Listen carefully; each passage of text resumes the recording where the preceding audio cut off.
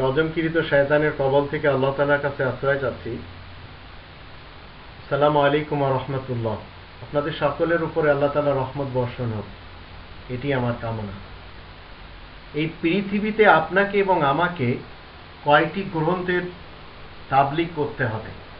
কারণ আমরা সমকালীন যুগে দেখছি কিছু সংখ্যক লোক তারা তাবলীগ করছেন ফাজাইলে আমলের, আবার কিছু সংখ্যক লোক তারা তাবলীগ করছেন ফয়জানে সুন্নাতের, আবার অনেকে অনেক গ্রন্থের তাবলীগ করে যাচ্ছেন। আহলে হাদিস এবং আহলে সুন্নাতের অনেকে সিয়াহ সিত্তার তাবলীগ করছেন, শিয়াদের অনেকে কুতুবে আরবার তাবলীগ করে যাচ্ছেন। কিন্তু রাসূল করিম কোন জিনিসের তাবলীগ করেছেন, যে তাবলীগ মূলত একজন মুসলিমকে করতে হবে? কোরআনে আমরা যদি ৫ নম্বর সূরা আল মাইদা এর ৬৭ নম্বর আয়াত দেখি, এখানে আল্লাহ রাব্বুল আলামিন বলছেন, ইয়া আইয়ুহার রাসূল বাল্লিগ মা উনজিলা ইলাইকা মির রাব্বিক ওয়া ইল্লাম তাফআল ফামা বাল্লাগতা রিসালাতা ওয়াল্লাহু ইয়াসিমুকা মিনান নাস ইন্নাল্লাহা লা ইয়াহদিল কওমাল কাফিরিন। হে রাসূল, তোমার রবের তরফ থেকে তোমার কাছে যা নাজিল হয়েছে তা তুমি জনগণের কাছে পৌঁছে দাও।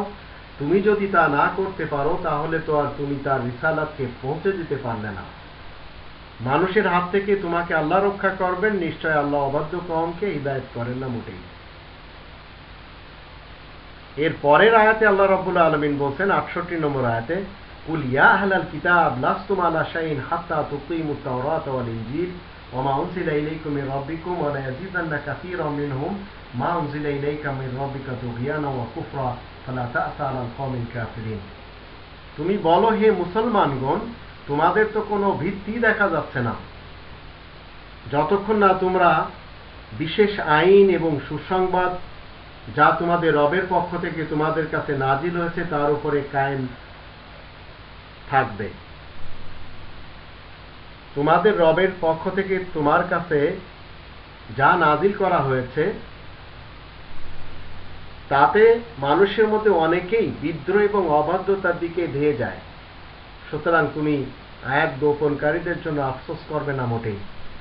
রাসূলকে আল্লাহ রাব্বুল আলামিন সব সময় এই হুকুম দিয়েছেন যে তিনি এই কোরআনের তাবলীগ করবেন। তো রাসূলের প্র্যাকটিস হলো মানুষের সামনে আয়াত তাবলীগ করা। কোনো রাসূল জনগণকে কোরআনের আয়াত বাদে অন্য কোনো ফলসফা তাবলীগ করেননি, হোক সে ফাজাইলে আমল, হোক সে ফয়জানে সুন্নাত, হোক সে বেহেশতে জোহর, হোক সে কুতুবে আরবা, হোক সে সিয়াহ সিত্তা।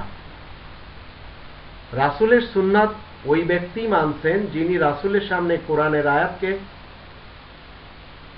যেভাবে রাসূলের সামনে দেখেছেন ঠিক সেইভাবে রাসূলের মৃত্যুর পর মানুষের সামনে কোরআনের আয়াতকে প্রচার করেছেন। রাসূল সাহাবাদের সামনে কোরআনের আয়াত প্রচার করেছেন, সাহাবারা তাবিঈনদের সামনে, তাবিঈরা তাবে তাবিঈনদের সামনে। এভাবে আজ আমরা মানুষের সামনে এই কোরআনের আয়াত তাবলীগ করে যাচ্ছি। কারণ যদি আপনি কোরআন প্রচার না করেন, কোরআনের তাবলীগ না করেন, তাহলে আপনি যতই নিজেকে হেফাজতে ইসলামের দাবিদার বলে প্রচার করেন না কেন, সেগুলি সবই মিথ্যা হবে যদি আপনি কোরআনের প্রচার বাদ দিয়ে দেন। আর আপনি যদি মৃত্যু বুজুর্গদের কাহিনীগুলি ধরে রাখেন আর লেখকদের লেখা সেগুলি আপনারা যদি দরজ দিতে থাকেন আর নিতে থাকেন, আর কোরআনের তাবলীগ বাদ দেন আর নিজেদেরকে যদি হেফাজতে ইসলাম হিসেবে দাবি করেন, তাহলে আপনারা সবাই মিথ্যুক।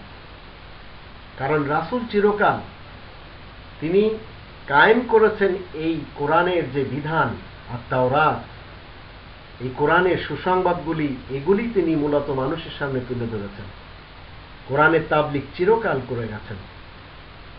হেফাজতে ইসলাম হতে হলে আপনার প্রথম দাবি হলো আপনার উপরে কোরআনের, যা আপনাকে মুবাল্লিগে কোরআন হতে হবে, আর কিচ্ছু না।